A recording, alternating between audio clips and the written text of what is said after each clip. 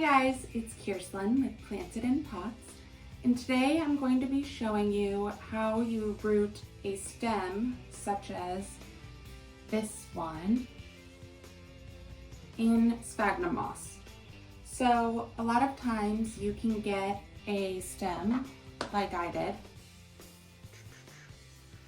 from a seller or from a friend, or if you have a plant of your own, sometimes you just get a crazy stem like this that doesn't really have any growth on it. And you can actually root that without the leaves to grow a plant in sphagnum moss.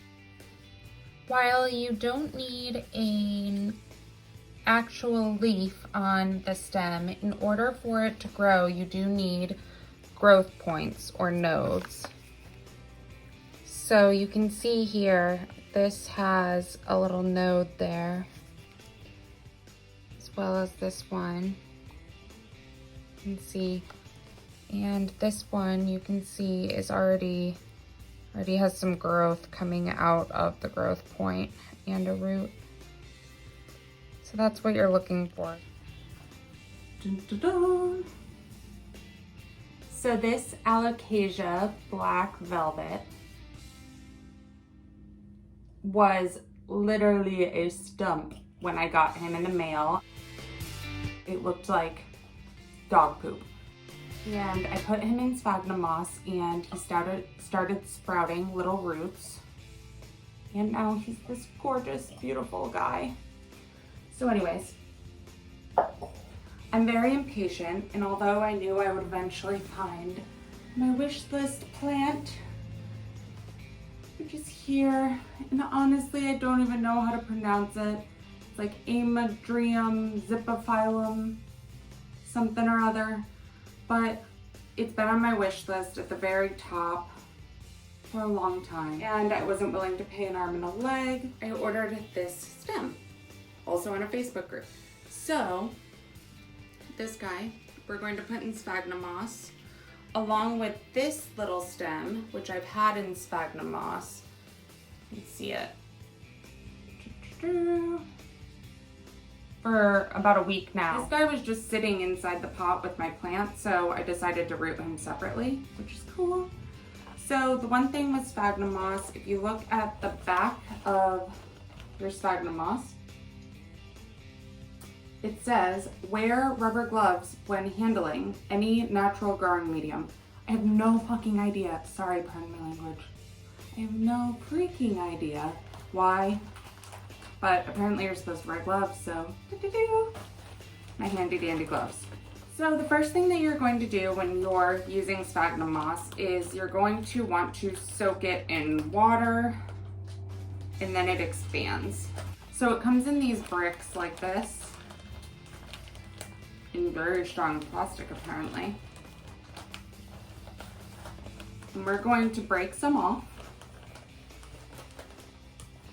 The reason why I'm showing you this as a backstory is when I got that plant, this guy, that looked like poop when I got him, I Googled this a lot, like how to root a stump, and I couldn't find anything on it.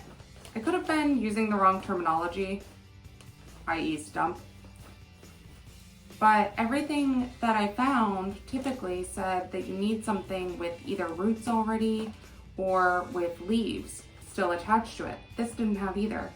And I couldn't even see the growth points really on it when I got it, barely. So I wanted to show you guys how I did this because I've done this a few times now. I thought I'd share. So when you get a chunk of the moss, hi Fitz. Fitz is, here to say hi. You're going to take the water and put it in with the sphagnum moss.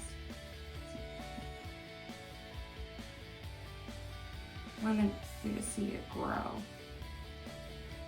You know those toys that like they have for kids? I don't know if they're considered toys, but they like expand into washcloths. They're those little squares. They're like this big. Or they have like the little G.I. Joe men and stuff that you can put inside water and then grow into like full size. Not really full size, but like, you know. That's what sphagnum moss reminds me of. Let it soak. Maybe I'll just move the camera. Here, come with me. So you can see as it gets wet, it'll start to expand a little bit. Just make sure it's nice and moist. Okay? Okay. Go put you back over there. Ta-da. Okay. Once it is nice and moist, take your container, either plastic or glass, it does not matter, but it needs to be completely clear to let the light in. So I got this for like $3 at Target. It has a lid, which is also an important thing. You don't need a lid, however, it is a lot easier to keep the sphagnum moss moist and trap the humidity in with a lid. Also, the lid either needs to have holes in it or you need to put holes in it. Trying to let you see. So I drilled holes in it. You can kind of see right there. It needs holes in it or else it'll stay too wet in there and can cause like mold and crap to get in there. So clear plastic container, $3. So once the sphagnum moss is wet, all you are going to do is take it out of the water and kind of wring it out. So think like a washcloth when you get it wet. Just squeeze out a little bit of the excess or a lot of the excess and put it in said container. And you can kind of, it's like spaghetti. Ooh, I'm clearly a child. Okay. Spread it all out like these.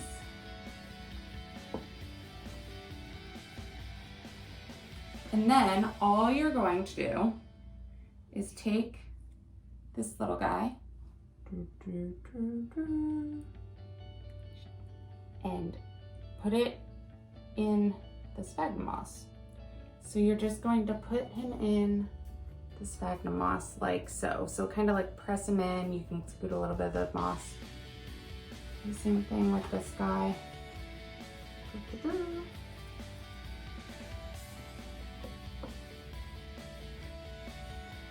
Press them in.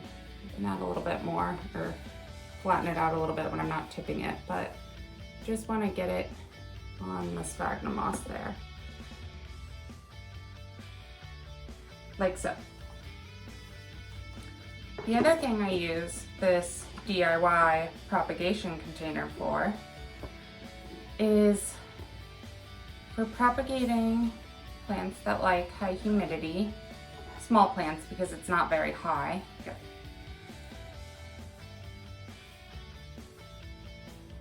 I really thought that that leaf was a bug. Sorry, minor freak out. These small plants, you can see my Hoya linearis little cutting that I'm rooting. Success, he's grown some. I actually put in the box, and because he doesn't quite fit standing up like this, I actually lay him down in this inside of it. Why do you guys keep falling? Just stay, okay? Relax, stay a while. So little guys like this, I actually put inside the sphagnum propagation station container with the sphagnum moss. So I take this and I'll put some extra moss in there to kind of help hold the humidity. Oh, we need a little bit more. And then I just lay these little terracotta pots with the propagations on top of it. It sounds really weird, but I'll show you. And it works. They've been rooting like crazy and growing so much better than when I just had them on my shelf underneath the grow lights. So, and I don't actually use grow lights, I'm way too cheap. On PlantedinPots.com, you can see my grow light alternatives, and where I keep this box is actually on there too. You can see my IKEA hack slash shoe shelf slash grow shelf propagation station, and I use regular light bulbs, LED alternative light bulbs in there. I have the strips set up on my propagation station shelf, and I also have regular light bulbs like in lamps. So for this, I have a lamp right above it, and then it's also right below my light strips, and they seem to love it. So what I do with these little pots is I just have a small layer of sphagnum moss there, and then I'll take the little pots with the propagation cuttings. Look at that little guy, he's so cute. And I just lay him on there like so, right? And then I'll set him inside my little propagation station. I have my string of bananas propagation. Little string of turtles. And I just lay them in there.